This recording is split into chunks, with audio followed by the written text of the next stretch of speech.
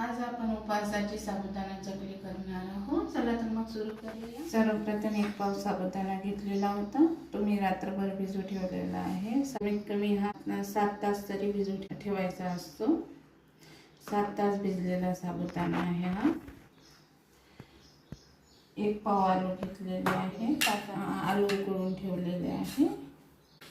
सोबत मिरची, 1 पाव साबुदाणा घेतलेला आहे आणि 1 पाव आलू, दोन्ही समप्रमाणात घेतलेले आहे. 5 मिरचीचा पेस्ट केलेला आहे. सोबत मीठ आणि जिरा. आलूचा पेस्ट करून घेऊ. आलूचा पेस्ट करून घेतलेला आहे आणि आता या साबुदाण्याचं आपण पूर्णतः पाणी काढून घेऊया. पाणी काढून घेतलेलं आहे. साबुदाण्याचं पाणी काढून घेतलेलं आहे. आता याला थोडं गरम करून घेऊया आपण. या जिरं टाकून घेऊया.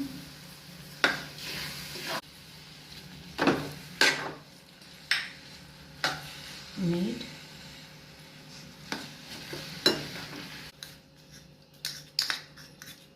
मिरचीचा पेस्ट,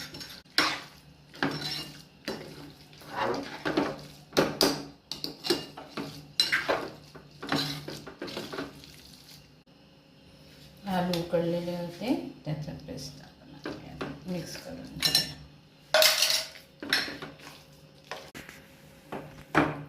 मिक्स झाले. आता सर्व मिक्स झालेलं आहे. आलू पण मिक्स झालेलं आहे. गॅस पूर्णतः बंद आहे. साचा आता आपण साचा घेऊ.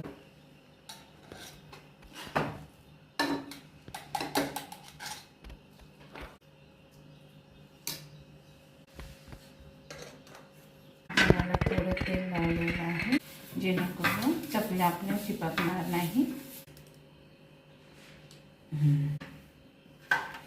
अशाच प्रकारच्या सर्व करून घेऊया आपण. या झाल्या चकल्या तयार. याला आता उन्हामध्ये ठेवून देऊया आपण. या मी तयार करून ठेवलेल्या होत्या. तळून घे. हाय फ्लेमवर गॅस आहे.